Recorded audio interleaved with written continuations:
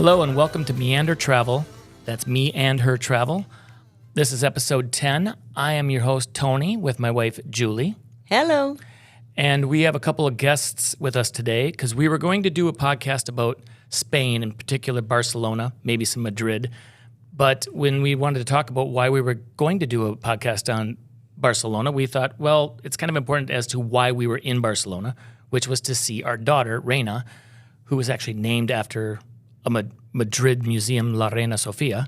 And we thought we were going to go over and visit her because she was living in Barcelona at the time. So we are going to be interviewing our daughter, Raina, and her current boyfriend, Max. And that's just a little joke. It's her boyfriend. And they are here with us today to talk about gap years. They went on a gap year a couple years ago, and we're going to talk about that now. So sit back and wheels up. We're gonna be two hearts running wild.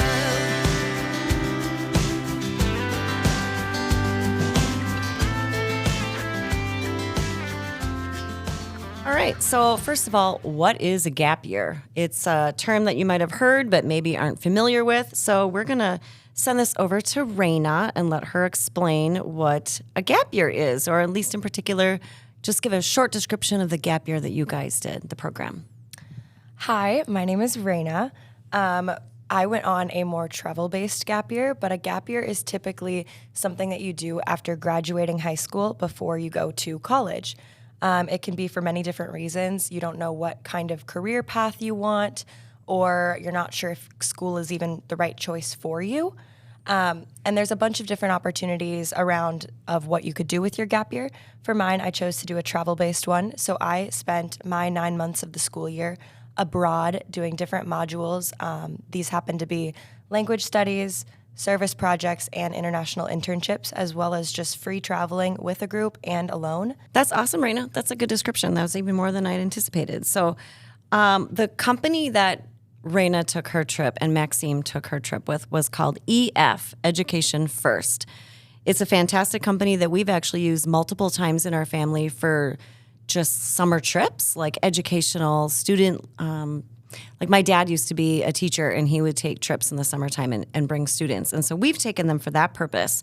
But the EF website, if you were to look at it, it does claim that a student would gain a few of these things. We're going to discuss them. But one, that you would get confidence and independence. So like getting out of your comfort zone and discovering your capabilities.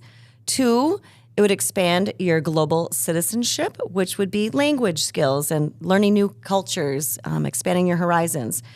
3, it would be self-discovery. So that could be leveraging your strengths, defining your life paths. And 4, gaining real-world skills. And so that would be learning to navigate and travel and live on your own and all the things that come with that.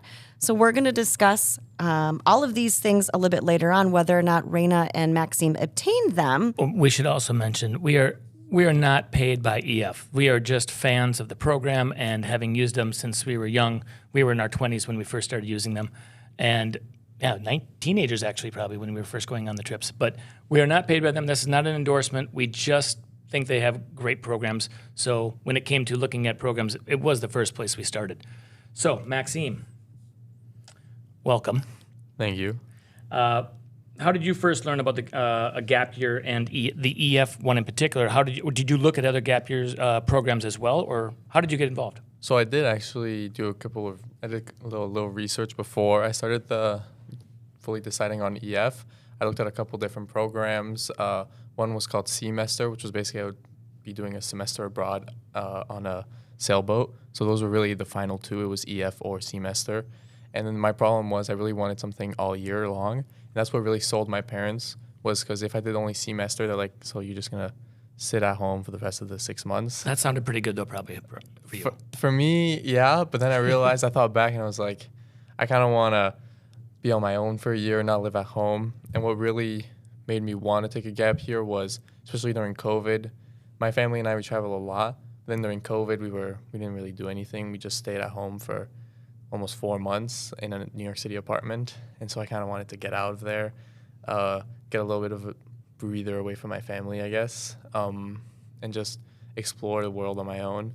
And that's when I kind of stumbled on the EF gap year program and really decided to do that. And Raina, for you, obviously I know, but why don't you tell our listeners, how did you decide to do this program and why did you want to do it? So I was always the kind of kid who wanted to do every career. I wanted to be a whale trainer. I wanted to be a lawyer, a writer, and yet I didn't really want to do any of those things forever, and I could never decide what I would have gone to school for, nor could I decide on any school in particular that seemed like it would have been a good fit for me. So when my mom approached me and she saw an advertisement on Facebook for EF Gap Year, I did some digging into it, and I was like, sign me up. I want to go on this. We wanted to sign up too. We were like, can we come too? Yeah. When I saw that it would be a year of traveling around the world and gaining experiences, my immediate thought was, well, maybe this will show me what I actually want to do with my life. Okay, let me interject something. First of all, that's not quite 100% true. When I first showed it to her, she said, Mom, this looks really cool, but all of my friends are going to college. I want to go to college. Right. I want to be in a sorority. I want to be with my friends. I want to have that lifestyle, which most kids these days learn that is probably going to be their next path. But I think that things are changing in the country and in the world and with education, and there are multiple ways to get an education. And so I just showed her this program and I said, okay, that's totally fine. I understand that. I just want you to think about this because we are passionate travelers, as you guys well know, because this is, we're choosing to do these podcasts. And I just thought it would be a really remarkable experience for her before she jumps into whatever to try to travel the world and learn about herself. And in addition, you guys, for some framework, this was post-COVID, just barely. And college was kind of up in the air. Were they going to be in person? Was it still going to be, was it going to be the same experience? And so it was really the perfect time for her to go do something else. And it took her 2 weeks, and she came back at me and said, "Okay, Sign me up. sign me up."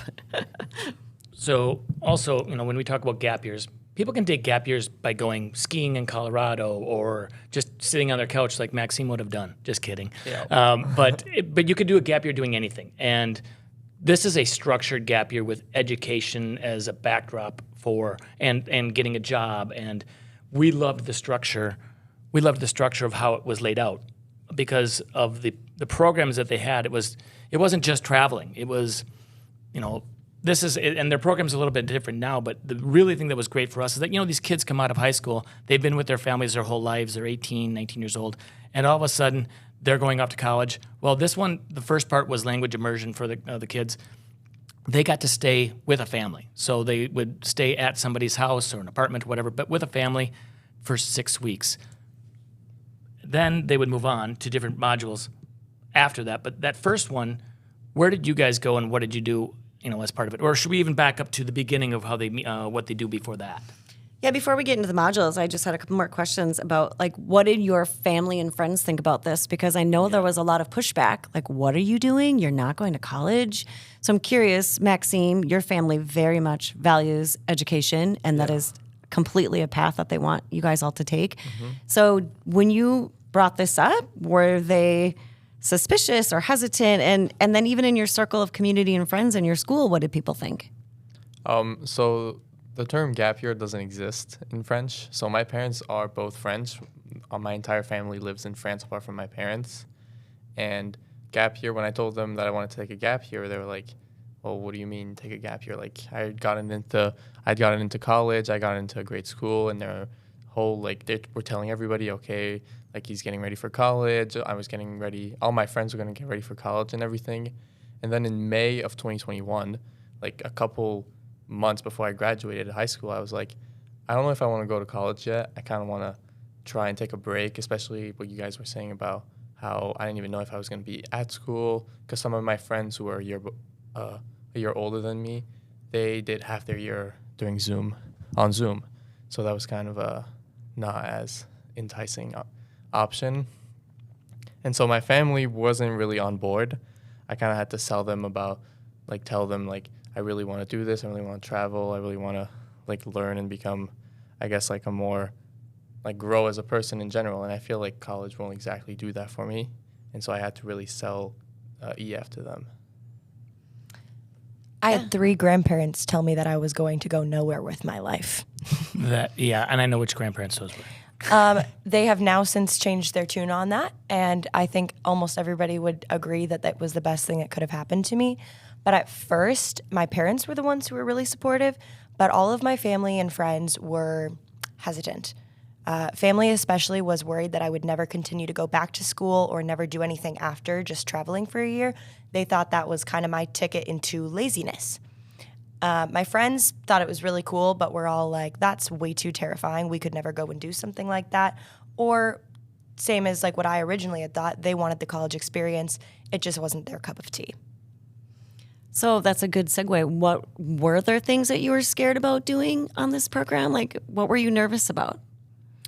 I was worried that with only about 100 kids traveling together, I wouldn't meet people that I was going to connect and click with the way that I had my high school friends or the way that I could in college with a bigger spectrum of people to meet. I think that was naive because I was meeting the entire world on my trip and I made friends from all different countries. And I mean, I'm sitting right next to my boyfriend right now who I met on the program. But that was originally what That was not expected or intended. Nor are we endorsing that. No, but things happen. I was the complete opposite. I have to say that I was in the same school, like K through 12. So 67 of us out of 92 or something knew each other since we were 5 years old. So I was really excited to actually meet new people. So even though we were only 100, that was still more than my graduating class. And I was just really excited to just meet new people. That was like the main thing for me. I was like, it's time to go. That's awesome. So then you're talking about meeting people. Why don't you explain to us how the program started and what orientation was like and how that all worked? So the program started with all of us flying into Boston. I know they do it differently now, and I don't think they start there, but we had all 100 kids flying into Boston from all over the country, and I think one or two from outside the country. And we were there for a couple days doing team bonding experiences, walking through what our year was going to look like, how to be prepared abroad, things that we could do to take care of ourselves and each other, and just to be good Americans and to represent ourselves well in other countries. So we all got really close in the first few days. They pushed us together. We were rooming with bunches of people in our rooms, making tons of new friends and going to do all these activities together that started us off on a really great foot. That's awesome. Oh, sorry. Go ahead, Matt. To put the bunch of us in a room into perspective, so in Boston, there were 2 of us in each hotel, like a regular hotel room style. And then our first night, we were in Paris. They put 8 of us in a hostel in a bedroom that was smaller than the 2 of us had in Boston. So it was we really got to know each other. Close quarters. That's good, though. Yeah, it was really good because you really got to know everybody. But it was a little surprising at first, that's for sure. So why don't you discuss that first module then? Explain what that entailed. Tony mentioned earlier about the language, so explain that a little bit more in depth. And where you went to and where other people had options to. So we actually didn't start right in the language module. The first 2 weeks of the program, we had traveling around with guided tours as a giant collective unit. So they split us up into like 3 different groups, and then for those first 2 weeks, we were in hotel rooms, like Max said, with a bunch of us in there. And after about the first week, we rearranged ourselves to be with who we were clicking with and our friends. But it gave us a great opportunity to meet everyone beforehand. So we did Paris, Nice, Barcelona, and Madrid on those first 2 weeks, and we traveled as a whole group. And then after those few weeks, we all split off to go do our first module, which is language studies. This was about 5 days of classes each week, and then free time on the weekends to go travel or see friends in other places. We chose to do ours in Spain, but some of the other options were Paris, there was Germany. There was also Rome, and there was actually one in Costa Rica, which was really interesting, but only 2 people did that one, so not a lot of people talk about that one. I don't even know if they still offer it, but yeah, there were 2 in Spain. There was Malaga and Barcelona, and we were actually both in Barcelona. So that's where you met. Or Yeah. well, actually, you met earlier. We on met orientation. earlier, but that's where we got really close. Our group in Barcelona was very tight-knit. I think we had like 20 of us, and we were all really close. We hung out at school, at classes together. We'd go to the gym afterwards, go to the local cafes, restaurants, go out at night together, and we were all really, really close, as well as we also hung out with all of the kids in our language school. So the school wasn't just an EF gap year, it was an EF location. So there were kids from all over the world, from tons and tons of different countries that were all traveling to Spain to take these classes there. So some kids were only there for a week. Some kids were doing year-long programs just at that school. So it was a great opportunity to meet people from all over the world in our own classes and then spend time with them as well. So wait, before you left after that first module, you also did some traveling. And I think that from Barcelona, you were like, hey, Dad, we want to travel on the weekend. Where can we go? What can we do? And how do we get the tickets? Because you were all new to trying to do all of this on your own. What did you find with a little bit of assistance? But what did you guys do on one of your weekends? Well, everybody should go download the app Skyscanner right now. It shows you the best flights you will ever find. You plug in your location, and we just hit the button that says to everywhere. And then whatever the cheapest flight was, that's what we were doing that weekend. So we actually went to Rhodes, Greece, and had a little island vacation for 3 days for $74 round trip. We also went to Andorra. Actually, I did that with my parents. We'll be talking about that later. And we went to a few other places. We went to Mallorca, and then some other people went some other places. But Yeah, I think a lot of people also visited each other. We were in Barcelona, which was kind of like a hotspot. A lot of people that were in Paris or Malaga would actually come to Barcelona. I think they came 2 weekends or 3 weekends, different people, but from they our were- program. Yeah, from our program, to come, just friends that we made during the orientation. So what were your living conditions like, or where did you live while you were in Barcelona? So we actually lived with host families. So we were usually paired in groups of 2. So everybody had a roommate, and we would just live with basically a family that mainly only spoke Spanish. So my level of Spanish wasn't too bad, but the person I was rooming with Spanish wasn't too great.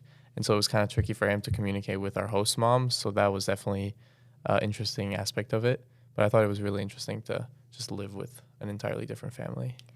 So I started with a host family, a full family with kids, with a girl from Sweden who was not a part of our EF program, but I was roomed with her through our EF language school. And it wasn't a great fit for our stay right away. There were some things that we didn't love about our homestay. So we talked to EF, and they were really good about actually getting us switched. So by 3 days later, we were in another host family, and this was an 85-year-old woman who was living alone, no kids or any other family around in the area. She did not speak one lick of English, but she used Google Translate, and we used Google Translate and learned her language as best we could. And she was absolutely wonderfully amazing and like a second mom at the time. That's awesome. Yeah, she took care of you when you were ill and all different kinds of things. And maybe talk about that a little bit. How were you supported if you were to encounter issues like being sick or, what would somebody do? Because there's a lot of parents who are thinking, if I send my kid abroad, what happens? So I actually got sick pretty much the majority of my time in Spain. I had a throat thing, probably strep, that I just didn't take care of. And I lost my voice for a good long while. And I ended up having to go to the hospital. And my host mom actually came with me as kind of my translator and my makeshift mom at the time.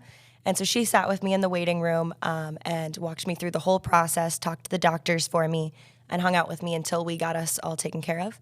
But the crazy thing about Spain was I was expecting this gigantic bill to come in the mail for going to an international hospital. And I think it was $64 out of pocket to get everything done that I needed to do. They just took care of us, and that was that. Also, the medication abroad, the drugstore medication at pharmacies is phenomenal. You can walk in, and the cough drops there are 10 times better than they are in the U.S., and they do the trick like that. Okay, so that's the first module. That's 6 weeks in the country of your choice for the language that you're looking to do. Then you go on to your second module, which, Maxime, why don't you describe what that is and how people separate and go in their different directions? Yeah, so the second module was the service learning program, which was basically we would go to, there were 2 options. There was either Costa Rica or the Dominican Republic. And it was mainly more of a community service aspect, and we would go to different towns around Costa Rica. But this is only because it was just after COVID. Prior to that, there was other options that you guys didn't get on your year for the service because of COVID and places in the world that you couldn't travel at that time still? Yeah, exactly. I remember when I first looked, they offered like Thailand and Peru, and I think it was Tanzania. And I thought that was all those options. All of that really made me want to join even more. And then when I did join, the options were Costa Rica and the Dominican Republic. Unfortunately. But I was still really excited to go to Costa Rica, which was really fun. And we were there for 6 weeks and we really got to really explore the whole country because we really drove like north to south or south to east. I don't really know where we went exactly. I wasn't fully aware. We went everywhere, but I don't know which directions we were going. So what did you, for your service project, what did you guys do, each of you?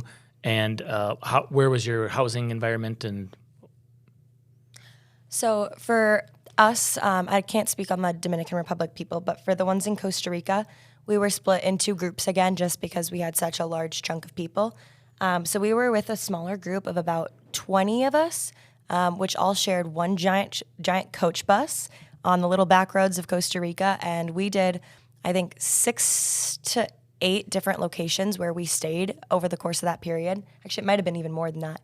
And we would stay it ranged from really, really nice hotels to hostels in the middle of the rainforest with no AC and the mosquito nets, but there would be an outdoor yoga studio.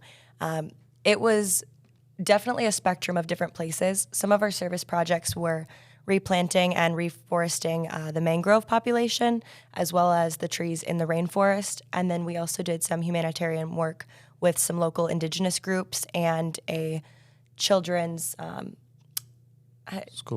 school type thing in San Juan, in one of the less privileged neighborhoods.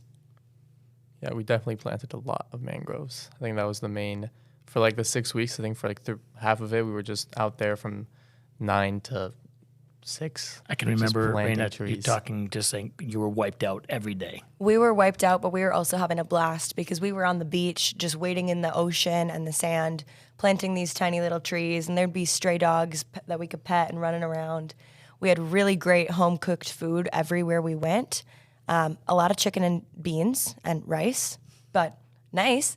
And then I forgot before, we also were doing healing and helping with sea turtles. So we would capture and release them after they'd been tagged and debarnacled or whatever they needed to heal up before they reset them back into the ocean. Okay. So after that, then you guys would go back to wherever you were from for Christmas break. Correct. Or holiday break. And then at the end of that, when January started, you all met back up and went on a grand tour. So that was a travel piece where the whole core, everybody gets back together and they go to the same location. Yeah, just like the start of the year when we were doing that first 2 weeks in France and Spain, this time it was in Ecuador. So all 100 of us were back together again. Explain a little bit how that worked and where you went, Maxime. So yeah, so for the first 2 weeks, we were on the mainland of Ecuador. We started off in Quito and were there for a couple of days, and then we went to other cities like Cuenca and Guayaquil, and those were just absolutely beautiful cities. And then the last week we did 1 week in the Galapagos, and that was absolutely like magical. Did you switch off as your groups, like some went one direction, or did you guys all stay together the whole time? They had to break us up a little bit again just because traveling with 100 kids is kind of outrageous. At one given moment, I don't even think we all would have fit on the flight to the Galapagos because they had us take smaller planes over. So we did get split up into separate groups for that, and we were rotating around at different times. I can remember one time we were connecting on the phone with you, and you said, "I can live here. I could live here." I mean, that was at the moment I think you were in the loving stage of being where you were. It was just so, such a cool place. But I don't know, how do you feel now about that when you say, "I could live here"? Do you see that still? I feel like I said I could live here about everywhere I went because I was just in awe of everything we were doing, and the trip did such a good job of showing us things and taking us places that I never would have thought I would have chosen to go see before and then ended up loving. I would still say that there are a big handful of places I went on our year that I would love to live in someday, and others that I think it was more the magic of the moment and I loved it for what it was, but probably don't need to spend my life there. Okay, fair enough. So maybe describe then your last module after you guys got done traveling Ecuador and the Galapagos, which, by the way, we are insanely jealous of. Penguins, turtles, stingrays, sea lions, Boobies. blue-footed boobies. Yeah. It's a bird. It's a bird. We talk birds here. Yeah, so the last part of the year was that we did an internship in a city in Europe, and there were 4 options. The options were Stockholm, which is what I did. Raina was in Berlin. There was also Sevilla and Dublin, Ireland. Yeah. So how do you go about getting the internships? Explain that whole process. So the internship, so basically this was going on in Barcelona while we were doing the language service, the language part of the program. We were doing interviews for different companies that EF would like source kind of, and then they would connect us with the company, and then we would interview with the company. It was more of like a get to know each other kind of feel, and if they thought that it was more of a behavioral interview, and if they liked us, then they would basically pretty much hire us. And it was obviously an unpaid internship. That was more about the experience of living in a city in Europe on your own, because that's kind of what happened. We were all, I don't know how it was in Berlin exactly, but in Stockholm we all lived in apartments on our own. We had to cook every day, and it was kind of a interesting experience. Berlin was similar. I was unfortunately in a virtual internship. COVID was kind of at its peak in Berlin at the time that I was there, so my internship was virtual. Many of my friends in Berlin were not. They were in person, but I worked with a marketing firm in Germany, met with them on Zoom every morning, and did my work from different coffee shops and restaurants, and really got to explore a ton of Berlin. As well as on the weekends, we were doing tons of historical things, and we did have an EF person in Berlin. I believe at every location, they had a person there setting us up so that we were doing activities on the weekend that EF hosted. So we went to a bunch of different museums, local restaurants, and things that were super unique to the area that we would have never found on our own otherwise. So one of the things we thought was really cool about this program is sort of this progression of when you first leave school, or first leave home, you're sort of still in the arms of a family, and they're taking care of you, and it feels similar to what you came from. Granted, that family doesn't speak English, and there are still challenges, but you still have kind of a home structure. And then your second phase, you are in a hostel, which is a little bit more independent, but there's still a lot of people around. And then the third and final phase, you're in an apartment. You are a full-on adult. You're going to work. You're cooking your food. It's a really awesome progression, we thought, for that 1 year. Like, this is what we want our kids to aspire to. You grow, you learn, and you become confident and independent. So that was one of the things that attracted us most of the program. What do you guys think? Like, do you have any thoughts about what you liked the best, or what you thought of how it was set up, or just thoughts in general on the program? I hadn't really thought about it that way. This is the first time I'm actually thinking about the whole aspect of living in a family and then living in the hostels. You never realized that it was set up that way? I'd never realized it was set up that way until now, which I think is pretty mind-blowing. But it's actually genius of EF to have done that. Because it's true that by the end of it, I was ready to, the beginning of the gap year, I was a little nervous about the Stockholm portion for me, to be on my own and have to cook and go to work every day. I was like, okay, what am I going to make for dinner every day? Like, living at home, you really don't think about these things because you know that your mom's going to make you. We know. I'm sure you guys know.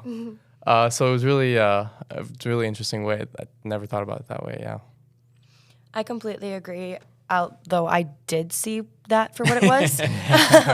But I completely agree. I feel like I wasn't terrified going into the year, but I did have my doubts, and I was more nervous for the idea of if I had gone to college, what that would look like, being away from home for so long and not having my family, my support system for things that, like, my mental and my emotional support, but also who's going to make me dinner? Because I certainly am not going to be doing that, and I agree. So that lead up was really great. I feel like all of us really, really came out of our shell and gained our own independence throughout that process. And by the time we were living in Berlin, I think was the first time in my life I ever really realized I enjoyed my own company after spending so much time with other people and creating like a makeshift family of people I'd only known for that year, and then getting to have kind of some personal space after being crammed into hostels and hotels. I really enjoyed that aspect of kind of being an adult for the first time, but for a short period where I knew I was going home at the end of it and I could make my decision on what I wanted to do after. But at least I had that experience and knowledge of what it would look like. So EF, lists on their site that, they're going to be, the people that do this are going to become global citizens, global citizenship. How do you feel like you're a member of the world? Did it change your perspective on yourself and your upbringing in your place in the world? About the global citizenship part, I think one of the main things it does is it really allows you to see yourself in different parts of the world and kind of figure out who you are in this world, and do you want to be American? Like, obviously, you can't really just change your citizenship, but it's kind of interesting to see yourself living in all these different countries and see like how the world is for people in different countries. And I think I don't know if it gives us a global mindset, but it kind of, you see how like everybody in the world is living, and you understand more, and you're more appreciative of like where you are and what you have and everything.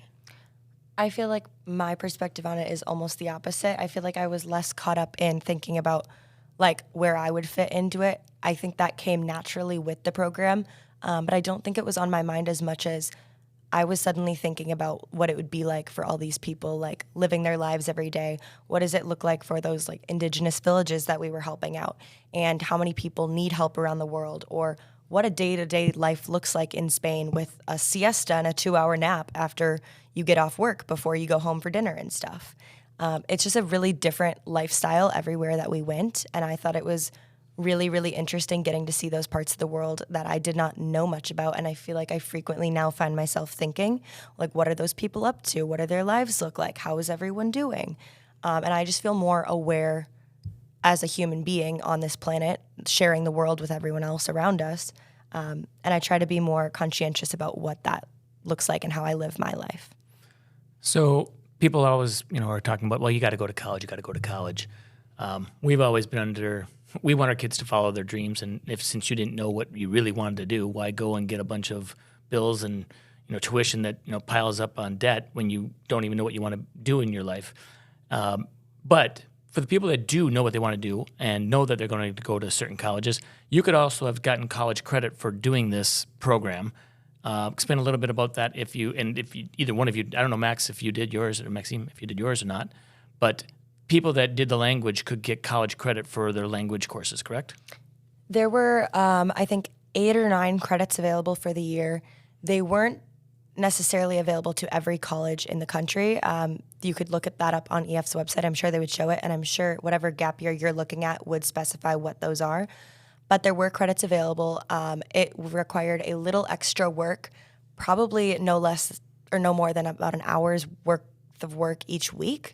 But you were just documenting a little bit more what you were doing and getting signed off for like language studies and your internships and your service projects and just getting those credits. I think it was mostly humanitarian and language credits, but they were getting credits that could be accredited to a college university. So if you didn't get college credit, what did you gain from your gap year? Was there, what kind of skills do you think that you honed, or takeaways that you have that you felt like you really learned about yourself, or just things that you gained? I think the main thing was, well, obviously, I feel like now traveling is not as daunting. I feel like traveling on my own is a lot easier, and I understand how to do it a lot. Like, I guess it comes to me a lot more naturally now than it used to. And I think one of the main things for me personally was as I said, like when I started the gap year, I kind of had the same friends for almost 15 years. And so I knew the same people for almost 15 years. And so getting to know new people and coming out of my shell and being more confident in everything, I think that is what the gap year really gave me to kind of, because college is kind of different, because college you're in your dorm and everything and you meet your neighbors and everything, I guess. But this gap year, you're really with everybody all the time. So it really forces you to get to know new people and expose yourself a little bit more, I guess. So, Raina, how about you? I guess I like what Maxime said as well. I feel like the main things were independence, confidence in who you are as a person too. Like I said at the beginning, I was terrified I wasn't going to meet people I got along with, and everybody on that program was like-minded. We all had a passion for travel. And he said it made us better travelers. I think it made us amazing travelers. Too much so.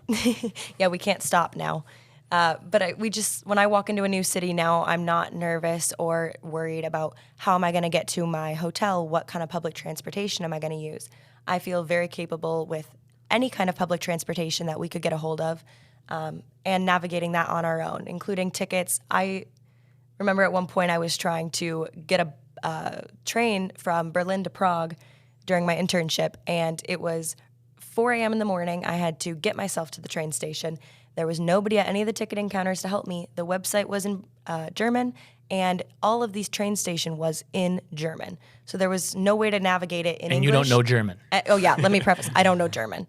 And I remember figuring it all out on my own at 4 in the morning by myself. Randomly found the courage to go up to a local person and was like, hey, can you explain these signs to me? Where exactly is my terminal? Got on that train and took myself to Prague all by myself to go meet up with Maxime. And that is a very, very proud feeling to be able to do. I think that's amazing, and I have seen that in you multiple times, your ability to navigate and figure things out. But I will say the trip was not without hiccups, and we should have mentioned this when we were talking about Barcelona. Safety. Did you ever feel unsafe, and did you ever have any incidents? Well, we had some friends who lost a passport and some phones and things. We might have been said friends who lost the phones. How did you lose the phones? And they weren't lost, by the way. Speak. So we were out and about late at night on a particular section of the Barcelona beach, which is not necessarily the number one place you want to be at night. And we were with a group of friends. A bunch of people left, and we were just kind of hanging out, walking the beach at night and sitting, waiting for our bus, when a guy came up asking for a lighter and then cigarettes. We politely turned him down, and we kept our heads down looking at our phones, which were unlocked and in our hands. And when he saw that he wasn't getting our attention and we weren't going to give him the time of day, he grabbed both of our phones and he ran. Let's be clear. He wasn't looking for a cigarette. He was looking to steal your phones from the beginning. Absolutely. And since you didn't look up at him and you kept your heads down, that's probably why he just said, easy target. We were the oblivious Americans, and we never did it again. That was a twofer. He got both for one. phones. Yeah. Yeah. That was painful, but a lesson learned. And it's okay. Like, it's important for people who are listening to this to know that petty theft does happen. But would you say that that was the most of the stuff that you were afraid of was the petty theft? Or as far as safety for the whole year, how do you feel? Because every mom listening to this right now wants to know, did you feel safe? And what did you do to learn about safety, and particularly as a female? And did EF help you guys learn stuff?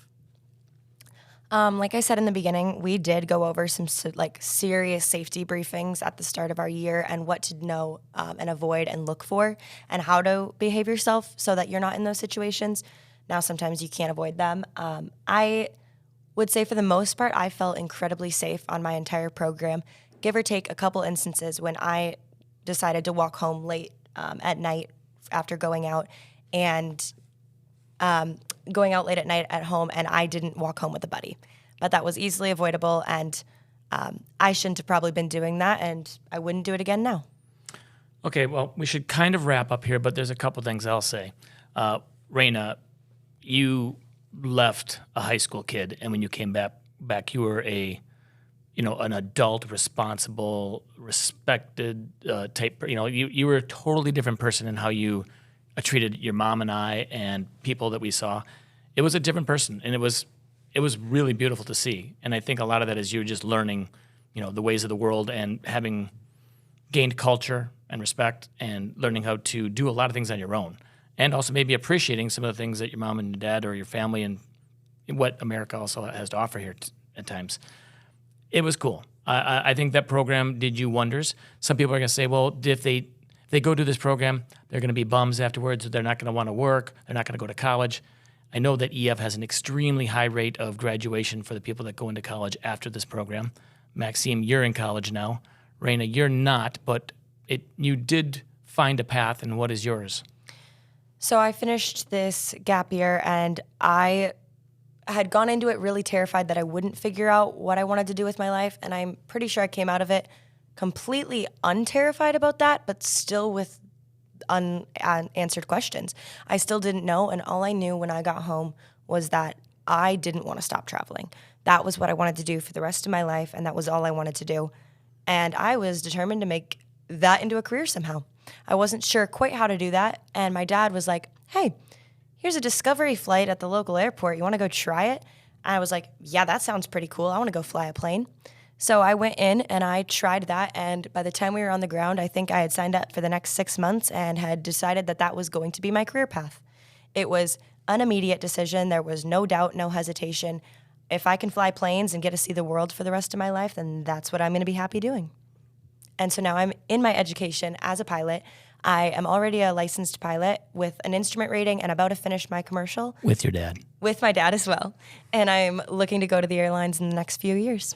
Just for reference, my daughter and I both got our pilot's license 2 days apart, so we went through the whole process together. Maxime, how about you? So I went more of the traditional route. After the gap year, I just enrolled into college. I finished my sophomore year, in May, and now I'm starting in a couple days. I'm starting my junior year, but more of the traditional route. I didn't really know exactly what I wanted to do, exactly like Raina. Like, she knows she wants to be a pilot. I'm not exactly sure what I want yet, and so I feel like college is maybe a good idea to kind of figure out what I want to do with my career. Wonderful, you guys. Well, we really appreciate you taking the time to talk with us today. Do you guys have any last thoughts about your gap year that we missed or you want to share? No, but if you're thinking about taking a gap year, go to your local gap year fair and look at what the options are. There's a million out there, and there's got to be something that's right for you. Max, anything? Or just happy to be here? Just happy to be here. Can't thank you guys enough for being on.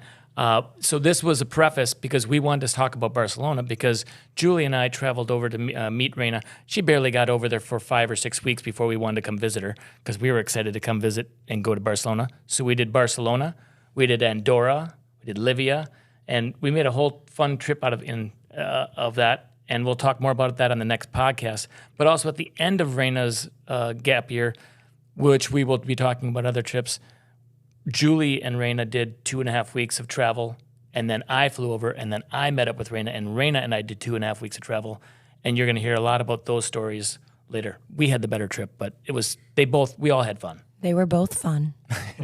So all in all, we thought this gap year was so fantastic for Raina. She came home with so much gratitude and independence and confidence. But I'm sure a lot of people are wondering, but how do you pay for that? And for us, it was really a matter of what is she going to get out of this? And if she goes to college right now, is that a worthy experience? So the EF program that we did is out of pocket, but there are scholarships available. I believe a lot of the other programs that you could sign up for a gap year have your 529 money can be used towards that.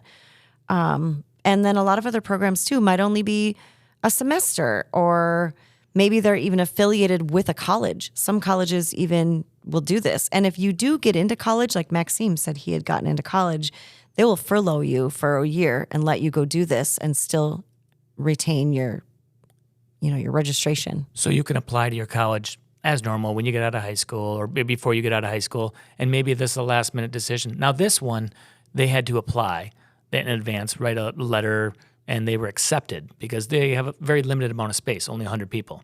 So for them, they all had to apply to get in, and it's a lot of money. I mean, it's not cheap. Let's be completely honest. It's about a year's worth of college tuition. But what one college year's worth of tuition would get them, they got basically a lifetime of education and culture and growing up, and it's just a whole different experience. She's so much more mature now, and the gratitude when she came home, I mean, I can't tell you how many times she would send us a text that just said, "Thank you so much. I appreciate Every you guys." parent's dream. It was a lot, and it wasn't like, oh, she's buttering us up for something. It was pure joy and gratitude, and they just come back changed people. Having seen the world, understanding their place in the world, what they have and where they live, it really is. I don't know. It was amazing for us and for our family. You'll have to choose your decision whether or not your kid is, if it's right for your kid or not. But for her, it was. And let's be clear, we believe our kids should have skin in the game in the things that they do. And we did not just pay for this entire program for our daughter. She had to pay a good portion of it, and she worked her butt off for quite a while to be able to do that. Yep, absolutely. Yeah, they value it more when they have to put their own resources into it. And so we gave her an amount and said, this is what your portion's going to be. And she had to work to make that goal. And that was very, very beneficial for her. But so anyway, if you're interested in checking into a gap year, as Raina said, there are lots of school fairs that you can go see, and along next to the colleges, there's going to be a lot of gap year programs as well. And the EF program that we were discussing is now 3 years old. And that program isn't even the same anymore. They've altered it and changed the scheduling of it. So they're adapting and making it different as they go. So it's going to be a different situation for everybody now. Yeah, so please contact them. Don't contact us. I mean, again, this was not any kind of advertisement. It was our personal experience that we are sharing with you guys. So if you have any interest in that, please see their website and check into their online resources. So thanks a lot for listening, and pay attention for the next one. All right. Bye. Wheels up.